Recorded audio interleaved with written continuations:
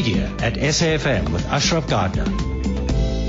Get an update on the Future Group. It's been sold. We'll find out about that pretty shortly, and a report from the ASA also as well. But for now, let's talk about a new magazine called Fast Company. Robbie Stammers with me, was a publisher, done lots of different things in the magazine world. So here's another one. Robbie, good chatting to you. Hi. Hi, Ashraf. Thanks for having me on. Good. So let me ask you this: why? Why Fast Company? Why now in South Africa?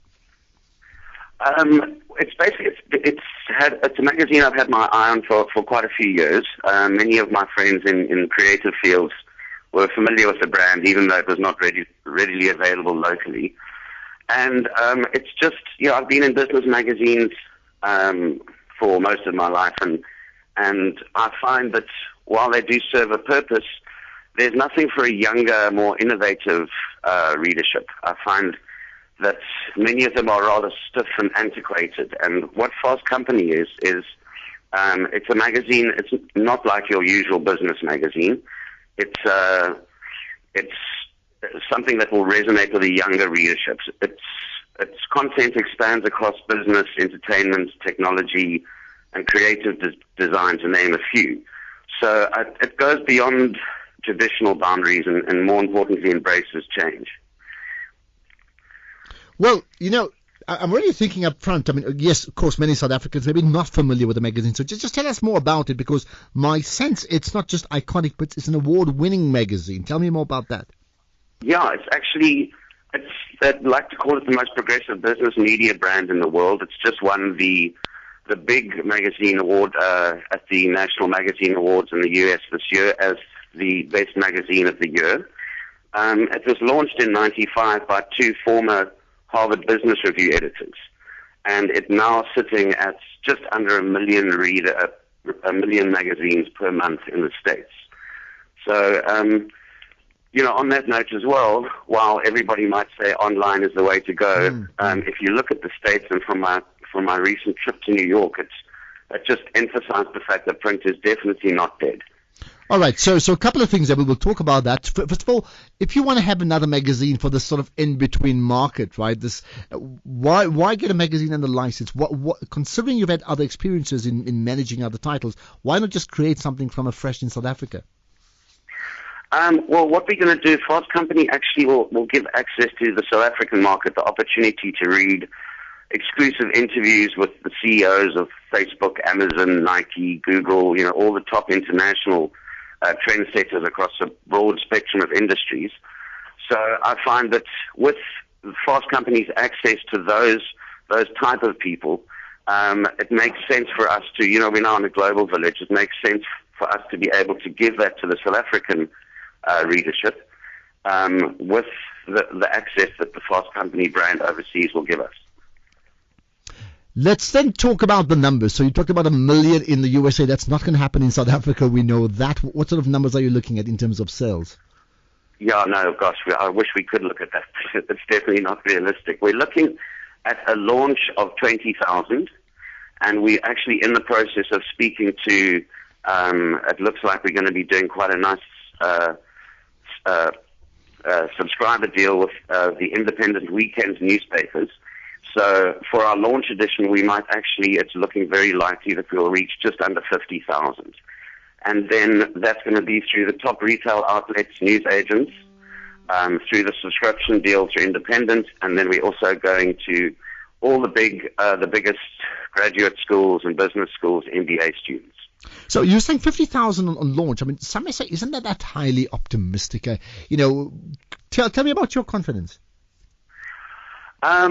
Well, I'm actually in Nice at the moment. My wife's about to go and jump off the Blowkrans Bridge, and I personally know why anyone would want to jump off a good bridge, but I'm willing to do a plunge on the publishing side, and I have a great faith in the fact that this is something completely unique and new to the market. The figures we were looking at initially were 20,000, but with the launch edition, we're looking at the 50,000, and they will go to subscribers who do subscribe to a lot of the weekend newspapers. So that's more just to actually get our reach out as far as possible on the launch, and then we will see what the response is. So far, the response has been overwhelming. In fact, I didn't also think that a lot of people knew about the brand here, but the response has been that a lot of people are familiar with it and very excited about it coming. So we are optimistic.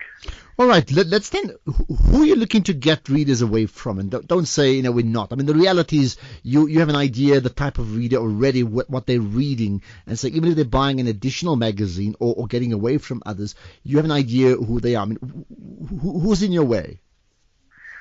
Who would our readership be? Yeah, well, I'm saying who's in your way at the moment? Somebody's buying a magazine that's not yours, and you want to get them to buy yours. Which magazines are they buying that you can convince to buy yours? Sorry, it's a bit of a bad line, Ashraf, but if you're talking about who we would be competing against. Well, yes, in essence.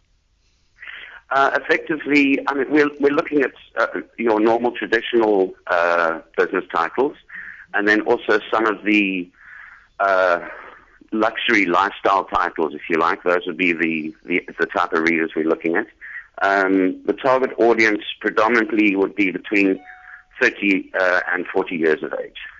All right, and then in terms of the key appointment must be your editor. Who's your editor, and the type of editorial coverage we should expect?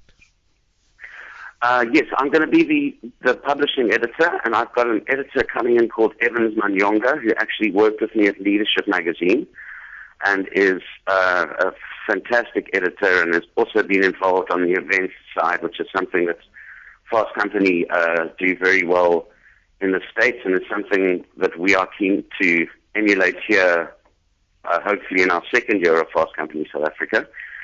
And then we are in the process of putting together a local editorial board with some very well-known names, and we're very excited. We'll be shortly publishing who those people will be. All right. What about marketing? How you said that yes, some people know about the title. Clearly, I would think many others don't know about the title. Would there be a marketing thrust, and if so, give me a sense of what, in fact, are you going to do?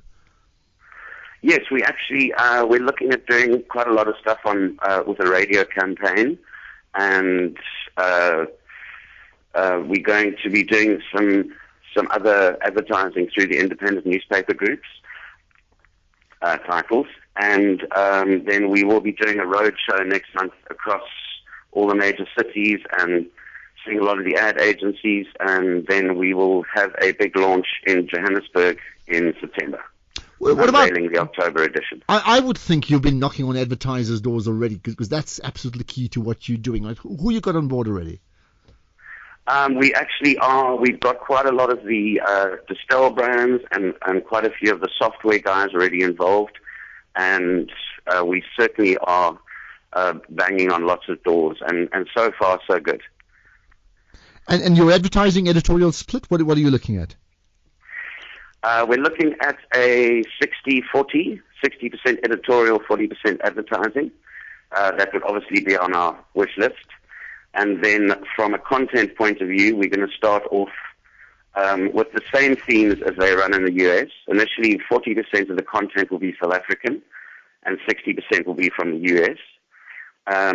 Two of their well-known brands in the US are the 50 most innovative companies in the world and the 100 most creative people in the world.